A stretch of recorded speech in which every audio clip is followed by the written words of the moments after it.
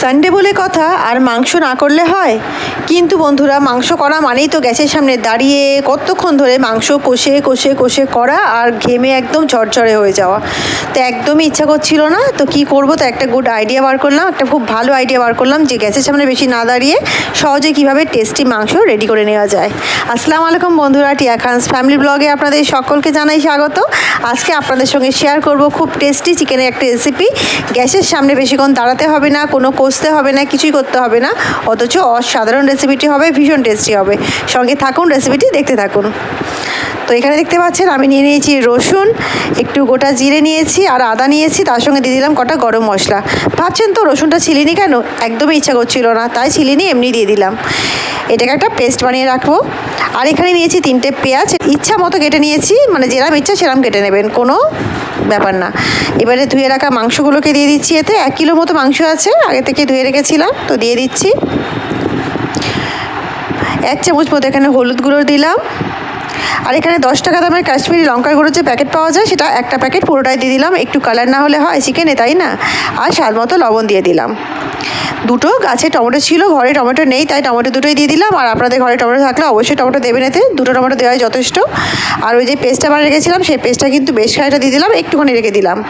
এইবারে বেশ খানিকটা সর্ষের তেল দিয়ে দিচ্ছি। তেলের পরিমাণটা কিন্তু একটু বেশি দিতে হয় বন্ধুরা, তবেই রান্নাটা টেস্ট আসবে। আর কাচ্চিখানি সর্ষের তেল ইউজ করছি আমি।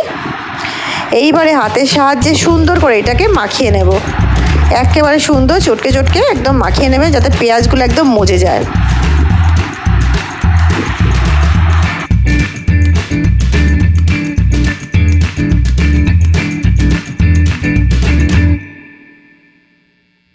এবারে হাতের মধ্যে তো অনেকটা মশলা লেগে আছে, তো হাতটা ধুয়ে নিলাম এর মধ্যেই। তো বন্ধুরা, জল কিন্তু অনেক পরিমাণে দিইনি, জাস্ট হাতটা ধুতে যতটা জল লাগে অতটাই কিন্তু জল দিয়েছি। চিকেনের ওপরে জলটা রেখেছি বলে মনে হচ্ছে যেন অনেকটা জল, কিন্তু খুব বেশি জল কিন্তু দিইনি আমি। তো এবারে চলুন এটাকে গ্যাসে চাপিয়ে দিই। গ্যাস অন করে কড়াটা গ্যাসে চাপিয়ে দিয়েছি বন্ধুরা। এইবারে এটাকে ঢেকে দেবো, ঢেকে দিয়ে হাই ফ্লেমে এটাকে 10 মিনিট মতো কুক করবো। তো ফিরে আসছি 10 মিনিট পর। তো বন্ধুরা দেখুন, ফিরে এসেছি 10 মিনিট পর, আর এটা একেবারে টকবক করে কিন্তু ফুটছে। এটাকে ভালো করে একবার নেড়ে চেড়ে নিতে হবে, কারণ যাতে মশলাটা ধরে না যায়, যেহেতু গ্যাসের ফ্লেমটা কিন্তু হাই করা আছে। আর ভুল করেও কিন্তু গ্যাসের ফ্লেমটা লো করবেন না এখন রান্নার সময়, কারণ গ্যাসের ফ্লেমটা লো করলে কিন্তু এটা একদম গঙ্গা যমুনা হয়ে যাবে, মানে চিকেন থেকে যে জলগুলো বেরোবে সেটা কিন্তু পুরো কড়াই ভর্তি হয়ে যাবে। এমনিতেই বুঝতে পারছেন, যেহেতু নুন দেওয়া হয়ে গেছে, জলটা কিন্তু অনেকটাই বেরিয়েছে। জলের পরিমাণটা আমি কিন্তু খুব কমই দিয়েছিলাম, তাও অনেকটা জল বেরিয়েছে। তো এইটাকে আবারও ঢেকে দিচ্ছি, ঢেকে দিয়ে আবারও হাই ফ্লেমে 10 থেকে 15 মিনিট মতো কুক করে নেব এটাকে। হ্যাঁ, মাঝে মধ্যে একবার আপনারা এটাকে নেড়ে চেড়ে দিতে পারেন, যাতে তলা না ধরে যায়, সেটা খেয়াল রাখবেন, পুড়ে গেলে কিন্তু হবে না। এবারে এটাকে আবারও আমি দেখুন 15 মিনিট কুক করে নিয়েছিলাম। তারপরে এটাকে ঢাকনা খুলে সুন্দর করে আবার আমি এটাকে ভালো করে একটু নাড়াচাড়া করে নিচ্ছি। আর দেখতেই পাচ্ছেন মাংসগুলো কিন্তু একেবারে সেদ্ধ হয়ে গেছে, দেখেই বুঝতে পাচ্ছেন মাংস থেকে হাড় ছাড়তে শুরু করেছে, মানে মাংসটা কিন্তু একেবারে সেদ্ধ হয়েই আছে। এইটাকে ভালো করে কিন্তু একটু এই সময়টা এই ফোটানো অবস্থাতেই সুন্দর করে কিন্তু নাড়াচাড়া করে নিতে হবে। মানে এটাকে হালকা করে শুধু নাড়াচাড়া করে নিলেই হবে, খুব বেশি কষানোর দরকার নেই। 2 থেকে 3 মিনিট মতো এটাকে এইভাবে কষিয়ে নিলেই হবে। এই দেখুন, বুঝতেই পাচ্ছেন চিকেন কিন্তু খাওয়ার জন্য একেবারে কিন্তু রেডি হয়ে গেছে, তাই না?